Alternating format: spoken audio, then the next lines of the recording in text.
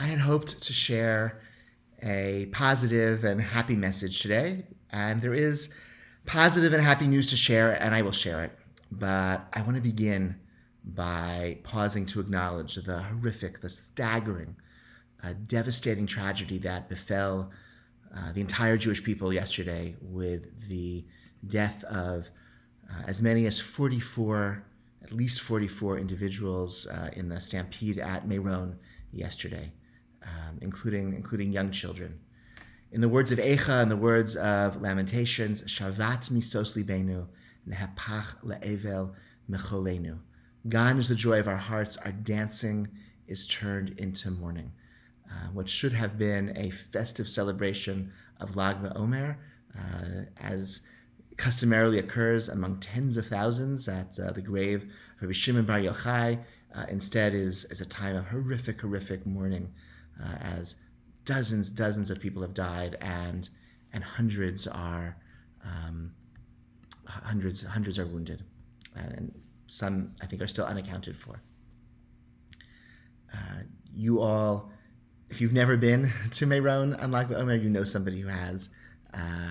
And I want to share the closest connection that I have to anyone who died yesterday. This is a kid from Teaneck who died. A friend of mine wrote to me describing him as follows: one of the first 10 people in Hashkama every week since well before his bar mitzvah, a real osek b'tzarchei tzibor, somebody involved in the needs of his community. One of those kids who was always setting up kiddush, working with little kids, etc. The sweet smile you see in the picture of him is who he was: soft-spoken and a tremendous Baal Midot, somebody of just stellar character. He was in his first year as a student at Shalavim, a yeshiva very popular for young men from America, spending a year or two after high school there.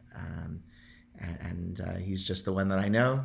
There are dozens of others who died, and hundreds of mourners left behind.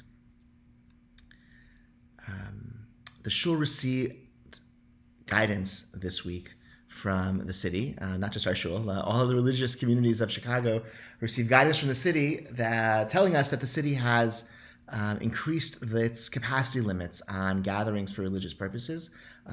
As you may know, we've been limited to 50 people in our building for any tefillah for several months, and that capacity has been substantially lifted. This is because of the rapid spread of COVID vaccines in our community, in the city at large, and due to the fact that COVID rates have been declining now for 2 straight weeks after a disturbing uptick earlier in the year. And this allows us to come together in greater numbers. The details of how that will work are contained in a letter that the shul is distributing today. And to just personally, I'm really grateful that in the aftermath of such sad news, such sad Jewish news, such a tragedy befalling the Jewish community, that I will be able to join so many more of you in prayer over the coming days than has been possible for many months. Our Torah portion this week, Parshat Emor, contains the list of all of the holidays. All of the Jewish calendar is described in Parshat Emor. And the holidays introduced with the phrase "Elu modei Hashem mikrei kodesh asher tikru atam b'mo'adam."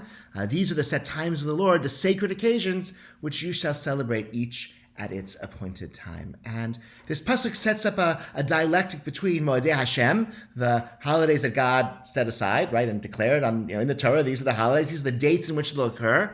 Asher tikru atam b'mo'adam. That we're the ones, however, who declare them, and we declared them in ancient times by identifying the new month. When the Sanhedrin sat in the temple in Jerusalem, they were the ones who determined, yes, the new moon was seen in the sky last night. Today is Rosh Chodesh, which means that the holidays will then occur on the appropriate days of this month, determined by us, our judicial decision. Asher tikru atam b'mo'adam. We're the ones who make that decision. Even today, when we recite Kiddush, we are actually endowing the day. We're sanctifying the day with an added measure of holiness through our words. Our declaration is also part of what makes these days holy. And that dialectic there plays out. Okay, so there's a set calendar where we know when the holidays occur. You can buy a Jewish calendar, you'll know when the holidays are, and they're on the same dates that the Torah says we should observe them. But it's really us who are partially in control of our own calendar by means of originally declaring the new moon. After that, when we stopped doing that, we came up with a set calendar ourselves, and so that was another method in which we took some ownership over our calendar. And even today, we recite Kiddush and we endow the day halachically with a special significance through our own actions. And I think that's a very fitting message for where we are right now in this new phase of reconvening and reopening. There's an element which is fixed. There's many elements actually that are fixed and beyond our control. Shavuot is going to come in a few weeks, no matter what, and a few months after that, it'll be Rosh Hashanah, and then it'll be Sukkot. The calendar endures, and it continues in an automatic fashion, day after day, month after month, okay, year after year, with a mechanical precision as determined by the moon's orbit and the sun's orbit. Okay, that goes on automatically, and beyond our control is the course of this pandemic and the city's response and the state's response and what restrictions they do or don't impose and when they lift them and how. But there's so much that's left to us. So much is left to us. It's in our hands how we're going to respond to these dates. Shabbat is going to begin tomorrow. So many more of us have the option now of coming to shul and praying together in a safe way. It wasn't possible last week. Certainly wasn't possible 6 months ago or a year ago. And now it's possible. Shavuot is coming in a few weeks, and there'll be other Shabbatot every 7 days and other Shabbos. Each one, okay, is going to happen like clockwork.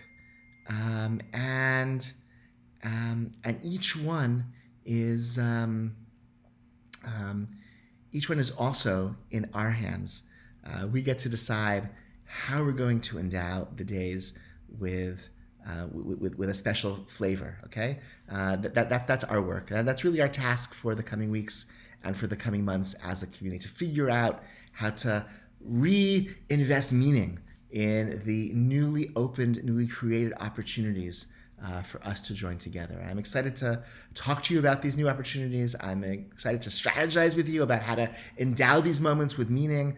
I'm excited to hear your fears and your concerns and to process them with you, and to encourage you to be patient with yourself and to wait until you feel ready. But most of all, I'm really excited that in the coming days and the coming weeks and the coming months, I really hope to see everyone who's listening to this message in person. And I think what we create together is so much more than what we can do for ourselves alone. And so I feel this is actually a hopeful season, and I hope you can feel that too. All right, Shabbat Shalom, and looking forward to seeing you and being in touch.